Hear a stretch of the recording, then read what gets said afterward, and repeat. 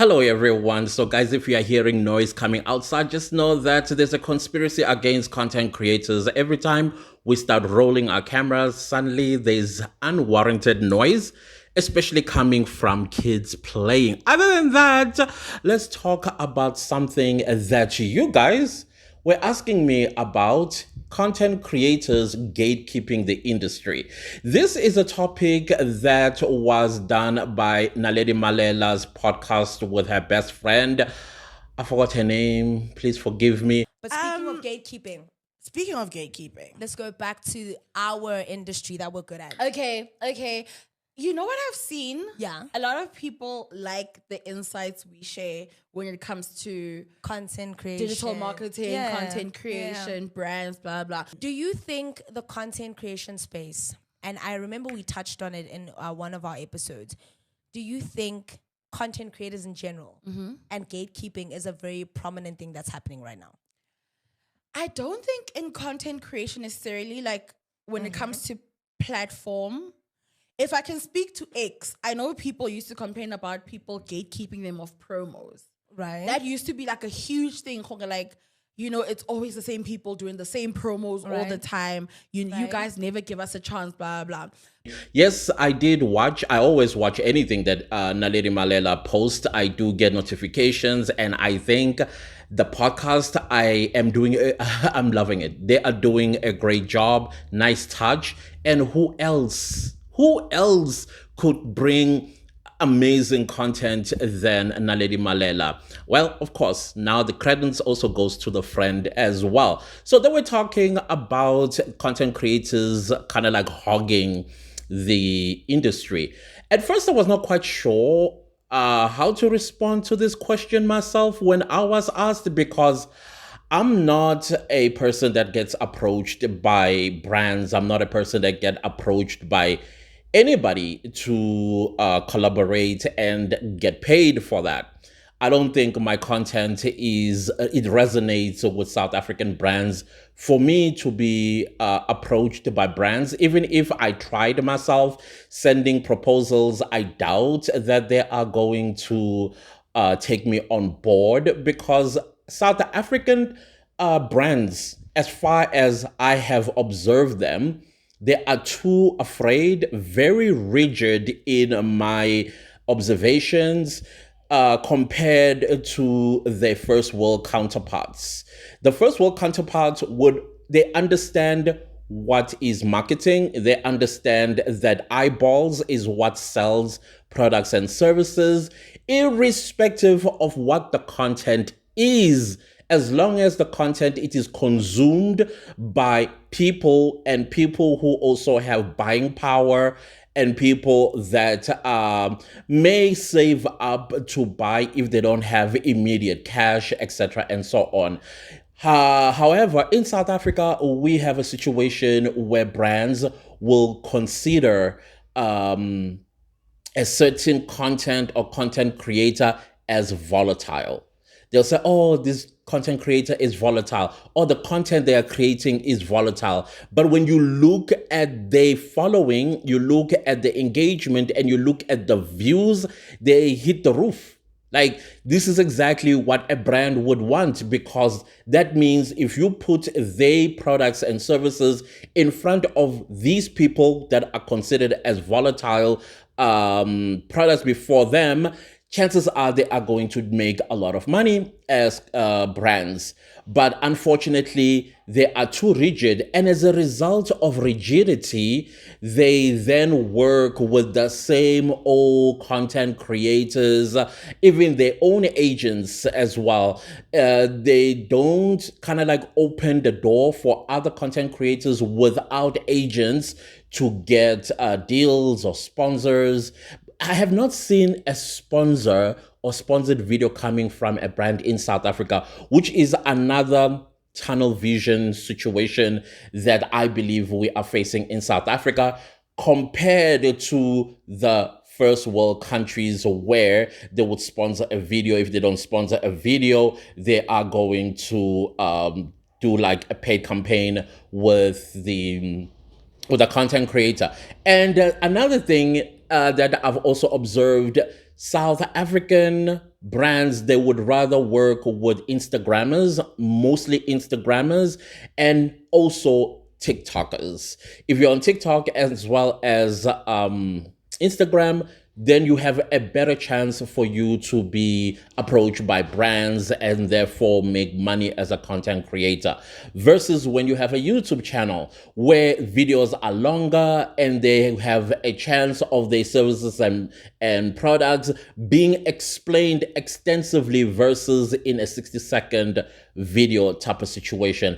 And I think people as well are moving away from short description of products and services, but are interested in the longer version of the same product and service being described by a content creator.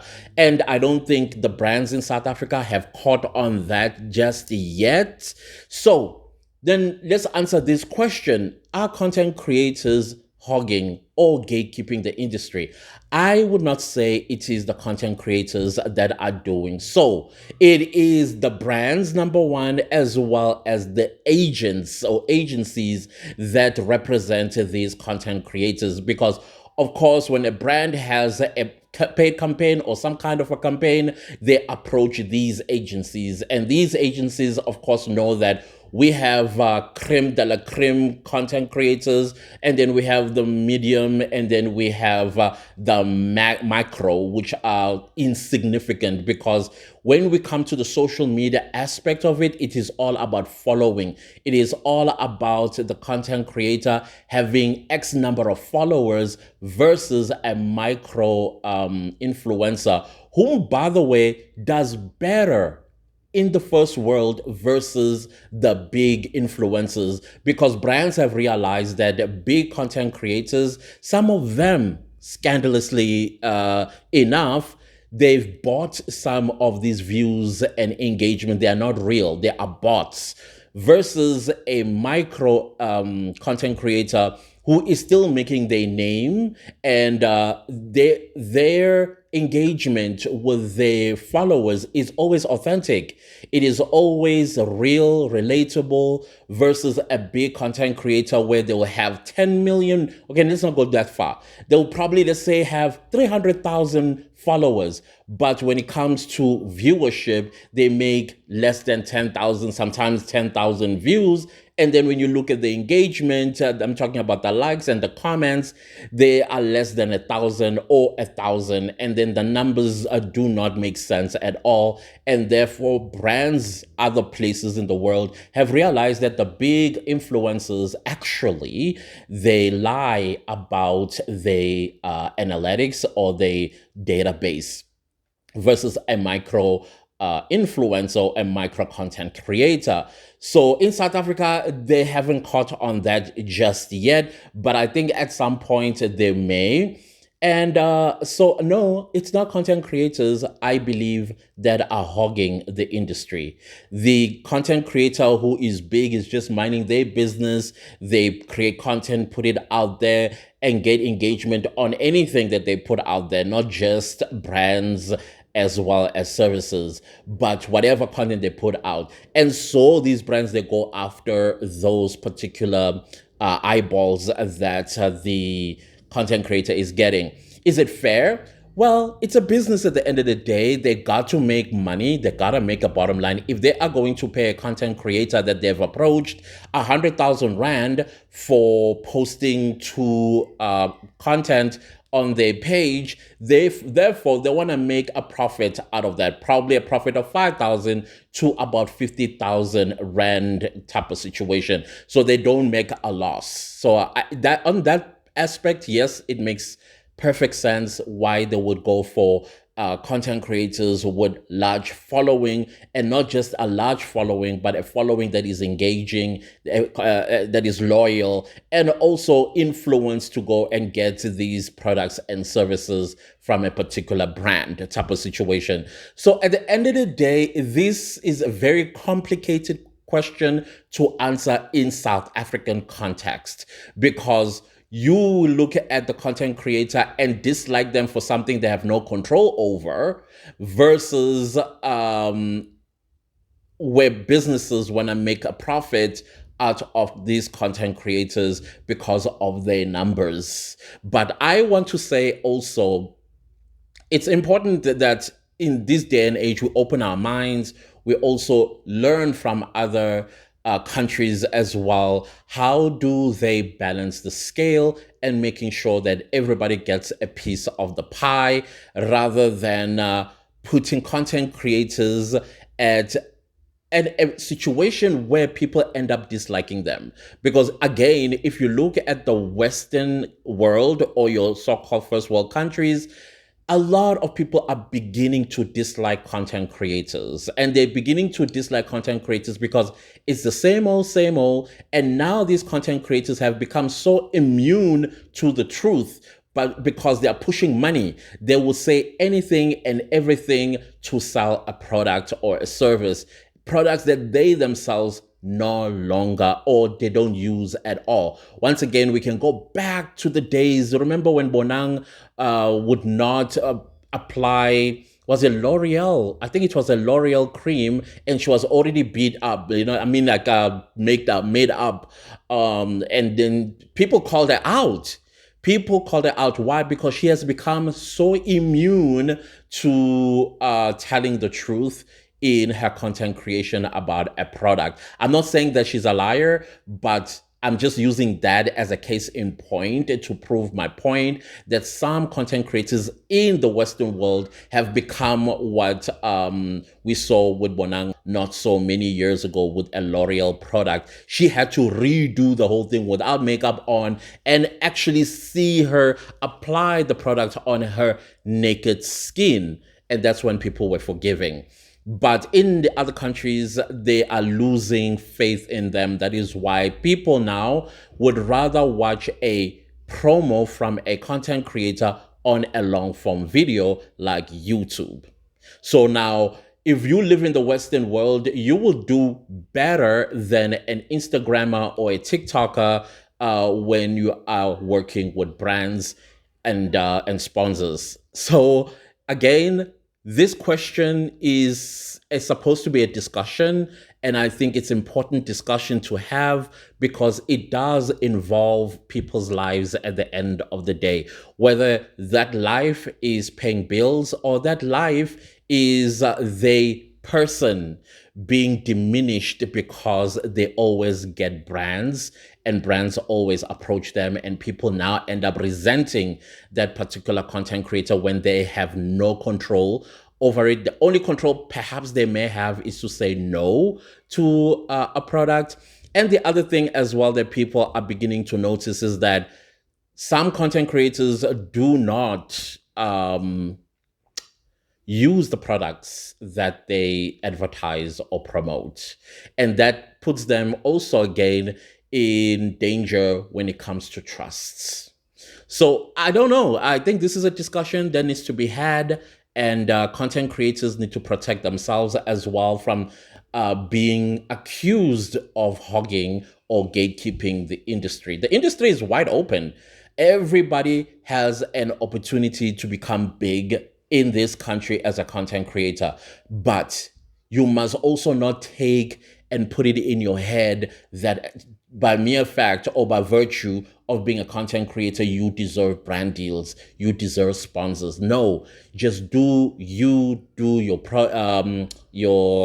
content and make money out of your content, like getting paid with Google AdSense on YouTube.